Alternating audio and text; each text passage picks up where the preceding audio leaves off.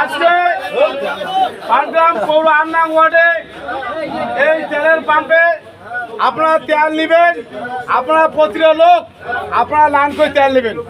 এবং আমাদের সরকার তারেক রহমান বলছে তেলের কোনো সংকট নাই, তেল আছে বাংলাদেশে, ঠিক আছে, আছে, তেলের কোনো সংকট নাই।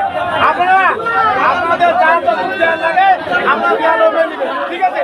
এবং লাইন ছাড়া লাইনে যাবেন না, আপনারা একেবারে প্রতিটা লোক লাইনে তেল নেবেন এবং ধাক্কা ধাক্কি এবং কোনো জানতে, ঠিক আছে। আমার কথা বুঝছেন?